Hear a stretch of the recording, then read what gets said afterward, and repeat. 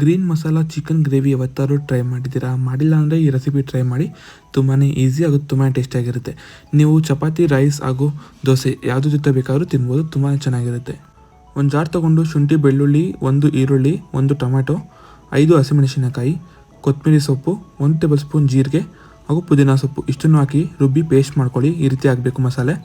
ಇವಾಗ ಒಂದು ಕುಕ್ಕರ್ ಇಟ್ಕೊಂಡು ಎಣ್ಣೆ ಹಾಕ್ಕೊಂಡಿದ್ದೀವಿ. ಎಣ್ಣೆಗೆ ಆದಮೇಲೆ 1 ದಪ್ಪ ಈರುಳ್ಳಿ ಉದ್ದುದ್ದು ಕಟ್ ಮಾಡಿ ಹಾಕ್ಕೊಂಡಿದ್ದೀವಿ. ಈರುಳ್ಳಿ ಚೆನ್ನಾಗಿ ಫ್ರೈ ಮಾಡಿ ಗೋಲ್ಡನ್ ಬ್ರೌನ್ ಕಲರ್ ಬಂದಮೇಲೆ ಅರ್ಧ kg ಚಿಕನ್ ಹಾಕ್ಕೊತಿದ್ದೀವಿ. ಇವಾಗ ರುಚಿಗೆ ತಕ್ಕಷ್ಟು ಉಪ್ಪು ಹಾಗೂ ಅರಿಶಿನ ಹಾಕೊಳ್ಳೋಣ. ಎರಡನ್ನೂ ಹಾಕಿ ಚೆನ್ನಾಗಿ ಫ್ರೈ ಮಾಡಿ.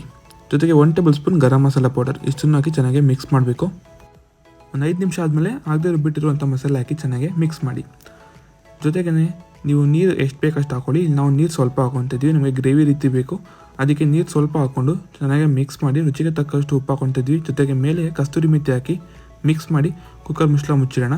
ಇದೊಂದು 2 ವಿಜಿಲ್ ಬಂದರೆ ಸಾಕು. ತುಂಬ ಟೇಸ್ಟಿಯಾಗಿರೋ ಗ್ರೀನ್ ಚಿಕನ್ ಮಸಾಲ ಗ್ರೇವಿ ರೆಡಿಯಾಗಿರುತ್ತೆ. ಇದೇ ರೀತಿ ತುಂಬ ರೆಸಿಪೀಸ್ ಇದೆ ನಮ್ಮ ಚಾನಲಲ್ಲಿ. ಚೆಕ್ ಔಟ್ ಮಾಡಿ ಹಾಗೂ ಫಾಲೋ ಮಾಡೋದನ್ನ ಮರಿಬೇಡಿ. ಈ ವಿಡಿಯೋ ನೋಡೋದಕ್ಕಾಗಿ ಧನ್ಯವಾದಗಳು. Keep watching our channel. Thank you.